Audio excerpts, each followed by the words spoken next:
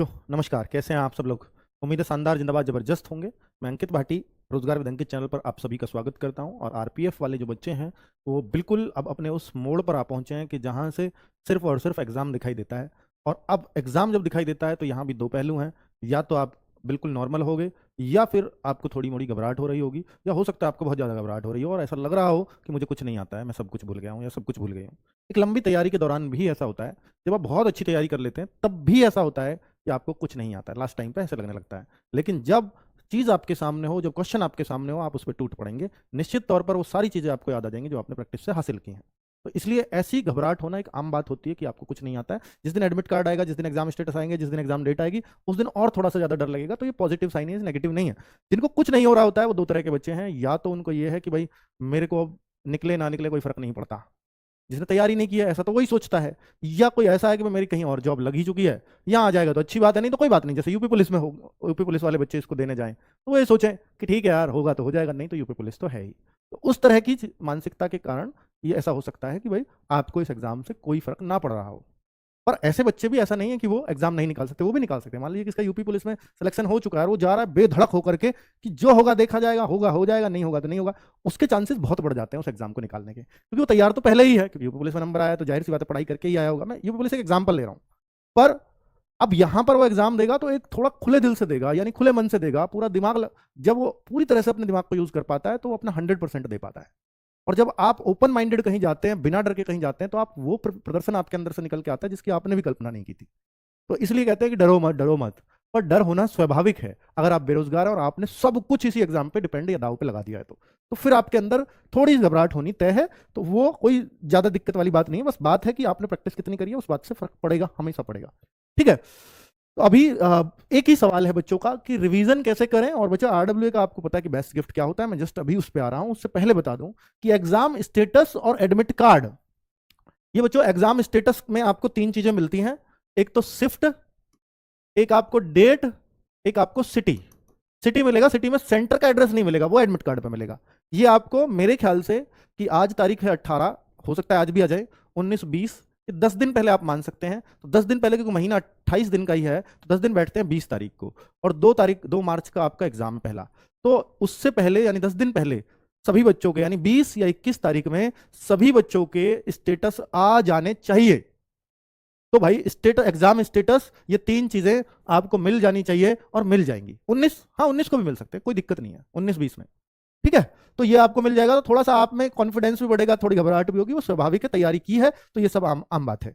और जो admit card है वो आपको एग्जाम से जस्ट 3 या 4 दिन पहले मिलेगा। वो मैं बता ही चुका हूं कि जिसका 20 तारीख को एग्जाम है उसको हो सकता है वो 16 को मिले जाकर के, और जिसका 2 का एग्जाम है उसको हो जाएगा 27-28 तारीख को, फरवरी को आपको एडमिट कार्ड मिल जाए।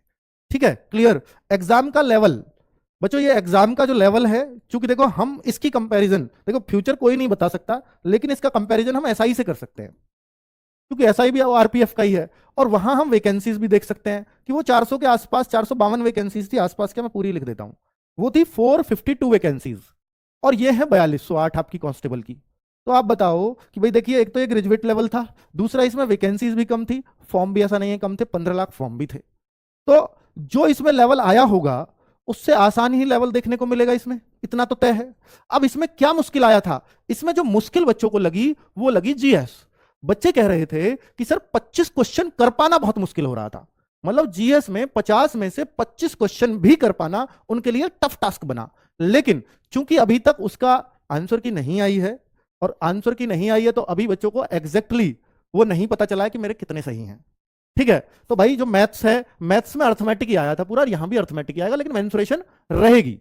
तो बच्चों अब ये क्वेश्चंस किस लेवल के आए, कैसे आए, वो पेपर तो अभी आपको देखने को नहीं मिला है, क्योंकि आंसर की तो अभी आई नहीं है। और जब वो नहीं आई है तो ये अंदाजा लगा पाना कि वो 25 करने लायक था या 30 करने लायक था, वो बच्चों के अकॉर्डिंग ही हमें लगाना पड़ेगा, क्योंकि बच्चों ने ही, अच्छा आ गया, सॉरी मैं गलत बोल रहा हूं, आंसर की आ गया है। हाँ ठीक है, आंसर की इसकी आ चुकी है, मैं इसमें डाउटफुल था। हाँ ठीक है बच्चों, तो ये 25 क्वेश्चन लायक ही था, तो मतलब ये मेरे टीचर्स का ही जवाब होगा। तो 25 क्वेश्चन लायक ये आंसर की रही है। तो अब आप ये मान सकते हैं कि जाहिर सी बात है कि यहां भी हो सकता है जीएस आपको परेशान करे। मैथ रीजनिंग यहां भी परेशान नहीं कर रहे थे बच्चों को, तो इतना तो स्पष्ट है कि इसमें भी मैथ रीजनिंग उतने मुश्किल तो नहीं आएंगे। तो जीएस यहां भी परेशान कर सकती है। अब यहां पे कितना स्कोर सफिशियंट था सर यूपी, ये सॉरी आरपीएफ एसआई में? तो आरपीएफ एसआई के जब आप पेपर को देखते हैं तो 25 क्वेश्चन जीएस में अच्छे माने जा रहे हैं। तो अब आप ये देख पाते हैं कि भाई मैथ रीजनिंग में आप क्या मानोगे, 30-30 अच्छे में ही जाओगे, तो 30-30 60 और 25-85-90 भी अच्छा स्कोर माना गया। अब ये उससे अगर थोड़ा सा लेवल डाउन भी जाते हैं तो भी 90 क्वेश्चन बहुत अच्छा माना जाना चाहिए, क्योंकि यहाँ वैकेंसीज भी ज्यादा है, बच्चे भी ज्यादा पास होंगे फिजिकल के लिए। तो ऐसा भी हो सकता है कि आपका 90 क्वेश्चन सेफ जोन हो जाए। तो आप अपने माइंड में कोई टारगेट लेकर के मत जाना, मेरी आपसे रिक्वेस्ट है कि कोई ऐसा टारगेट सेट करके मत जाओ अपने माइंड में कि भाई कितना मुझे एग्जाम को क्लियर करना है ना, या मैं 100 क्वेश्चन ही करूंगा या मैं 105 ही करूंगा।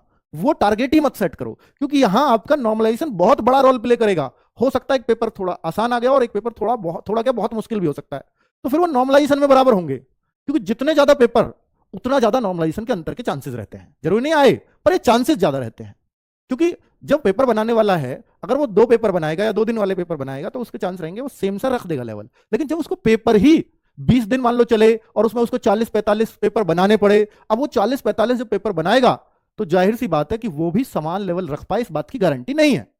कोई बहुत ज्यादा अंतर भी हो सकता है, थोड़े थोड़े अंतर से एक पे बहुत ज्यादा अंतर भी जा सकता है।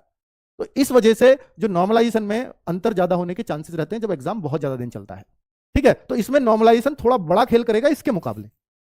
तो आपको ये टारगेट सेट करके ना जाए कि मुझे 80 करना है, मुझे 90 करना है, मुझे 100 करना है। आप सिर्फ एक ही चीज कर लें कि मैथ रीजनिंग अगर आपके स्ट्रॉन्ग पार्ट है कि मैं मैथ रीजनिंग को गलत नहीं होने दूंगा।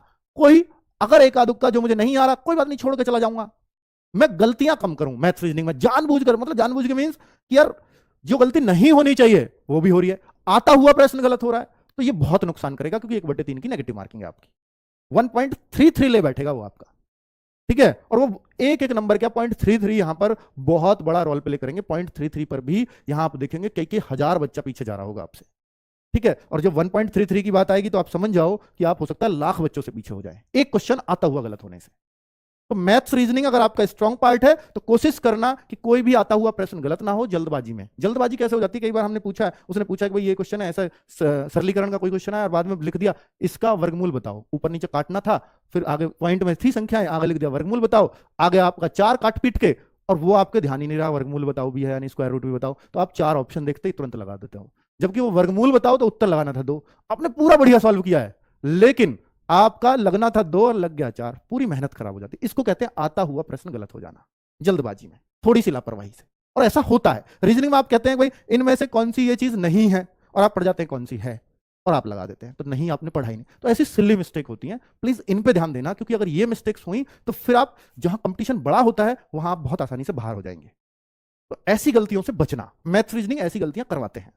अब बात है जीएस। जीएस में देखिए जब आपको यही पता है कि यार जीएस टफ आ रही है, मान लीजिए एसआई में टफ आई और यहां भी मान लीजिए टफ आई, और जीएस जिसको नहीं आता भाई वो सब टफ होती है, तो फिर आपको अपने चुनिंदा क्वेश्चन करने हैं कि भाई हाँ आपको लगे कि ये 4 ऑप्शन है, ये 2 बिल्कुल नहीं हो सकते, इन दोनों में मैं लगाऊं या ना लगाऊं, तुक्का लगाऊं या नहीं लगाऊं। 2 ऑप्शन बिल्कुल काट दिया आपने, एलिमिनेट कर दिए, तो 2 पे हमेशा तुक्का मारो, क्योंकि 0.33 की नेगेटिव मार्किंग है, 0.5 की नहीं है।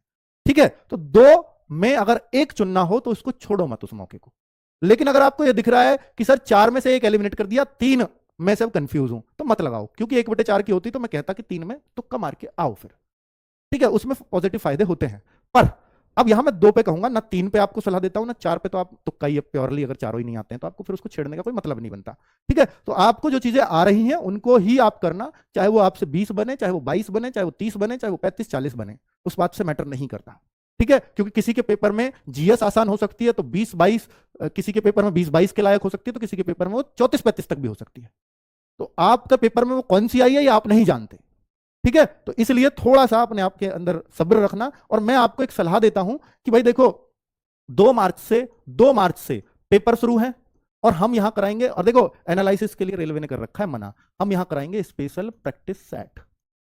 तो आप समझो ना, स्पेशल प्रैक्टिस सेट अगर एग्जाम बच्चे देकर के आ रहे हैं उस दौरान अगर मैं करवा रहा हूं तो ये कैसे होंगे। ठीक है, तो ये बेस्ड ऑन एग्जाम ही रहेंगे। हो सकता है मैं बिल्कुल एग्जैक्टली वो क्वेश्चन ना दूं जो एग्जाम में आया है, क्योंकि वो रेलवे ने मना किया है, लेकिन मैं उसके आसपास का दे दूं, बात तो वही है। उसने पूछी है भाई भूटान की मुद्रा, मैंने आपको नेपाल की मुद्रा पूछ ली, हो सकता है आपके पेपर में नेपाल की मुद्रा आ जाए, भूटान की आई ना भाई, अब तो चांसेस ये है ना कि जो आ चुका वो तो नहीं आएगा, तो एक्सपेक्टेड क्वेश्चंस की ये वो होगा। ठीक है, प्रैक्टिस सेट चलेंगे मैथ का, रीजनिंग का और जीएस का, ये तीनों प्रैक्टिस सेट आपको लेने हैं हर हाल में। 2 मार्च से, जो 2 मार्च से ही ये स्टार्ट होंगे। ये तो एक तो गिफ्ट ये था आपके लिए, लेकिन जिनका बच्चों का 2 मार्च को एग्जाम है वो लोग तो इसका फायदा नहीं ले पाएंगे। पर उनको नॉर्मलाइजेशन में फायदा होगा। क्योंकि जो बच्चा जो 2 मार्च को गया है वो बिल्कुल अनजाने कि पेपर का लेवल कैसा आएगा, उनको हमेशा नॉर्मलाइजेशन में फायदा होता है। और कंपैरेटिवली पहले दिन का पेपर थोड़ा आसान पूछा जाता है, क्योंकि दूसरे वाले कहीं ना कहीं से कुछ ना कुछ ज्ञान लेकर के गए हैं। ठीक है बच्चों, चलो तो एग्जाम को किस क्रम में अटेम्प्ट करें। देखो बच्चों, अगर पेपर मिक्स आता है कि भाई मैथ रीजनिंग मिक्स आ गई या फिर जीएस मिक्स आ गई, जीएस के बीच बीच में रीजनिंग आ गई, तब तो कुछ कहा नहीं जा सकता, तब तो कुछ भी नहीं है, जैसा पेपर आया वैसा करो और जल्द से जल्द करने की कोशिश करो। लेकिन अगर आपको सेपरेट तीनों सेक्शंस मिलते हैं तो आपको सबसे पहले रीजनिंग वाला पार्ट करना चाहिए, उसके बाद जीएस वाला पार्ट करना चाहिए और लास्ट में मैथ्स वाला। अब कोई कहे कि सर मेरा मैथ्स तो स्ट्रांग है जीएस से बहुत ज्यादा, तब भी आप मैथ्स लास्ट में ही लीजिए। जीएस जल्दी जल्दी से जितना आपको आता है उतना कर जाइए, इसमें कहां टाइम लगता है। तो ये जो रीजनिंग है ना, इसमें बेस्ट होगा कि आप इन क्वेश्चनों के लिए, यहां 35 क्वेश्चन रहेंगे, आप इसको 32 से 35 मिनट के बीच में खत्म कर ले। लास्ट 35 मिनट 32 में हो जाती है तो बेस्ट है। और जो मैथ्स है आपका, इसके लिए अगर आप 40 मिनट्स भी देते हैं तो मतलब 35 क्वेश्चन है तो 35 to 40 मिनट्स अगर आप देते हैं तो ये बेस्ट टाइम माना जाएगा। और जीएस को 15 से 18 मिनट से ज्यादा समय नहीं होना चाहिए, और ये तभी संभव है जब आप पहले रीजनिंग करें। अगर जीएस को पहले करने लग गए तो ये जाहिर सी बात है आपके 25-30 मिनट खाएगी। इस वजह से मैं कहता हूं कि ये क्रम ज्यादा बेस्ट रहता है। ठीक है, चलो तो अब बच्चे इस चीज को कैसे करें। तो भाई देखो, अगर आपको नहीं पता है अब तक, वैसे तो ऐसा होगा नहीं कि कोई भी बच्चा जिसको नहीं पता होगा, मैथ रीजनिंग के टाइम को अगर मैनेज करना है, इनका समय कैसे कम करें, तो इसको अगर सीखना है तो हम लोगों ने RWA पर फ्री ऑफ कॉस्ट रोजगार विद अंकित ऐप है, इसके अंदर आरपीएफ मिनी मॉक का सेक्शन है, फ्री वीकली टेस्ट फोल्डर मिलेगा। Free weekly test RWA app पर लॉगिन करते ही या साइन अप करते ही आपको सीधा फ्री वीकली टेस्ट फोल्डर दिखेगा, उसमें जाइए और वहां दिखेगा आरपीएफ मिनी मॉक। वहां मैथ के, रीजनिंग के, जीएस के और मैथ को वहां हमने 40 मिनट दिए हैं, तो आपको 40 मिनट में एक आइडिया हो जाएगा कि 35 क्वेश्चनों को कैसे किया जाता है। तो सेक्शन वाइज टेस्ट है, इसको मिनी मॉक बोला है हमने, और उससे बच्चों को बहुत फायदा हो रहा है अपने टाइम को मैनेज करने में। और जैसे ही आप ये 2-2 टेस्ट दे लेते हैं, फिर आप पूरे 100 क्वेश्चन का, 120 क्वेश्चनों का टेस्ट करना, तो आपको लगेगा कि मैं मैथ रीजनिंग को बहुत अच्छे से मैनेज कर पा रहा हूं। अब समय की जो दिक्कत थी, फुल मॉक में हमेशा समय कम पड़ता था, वो अब आपका समय सही आने लग जाएगा।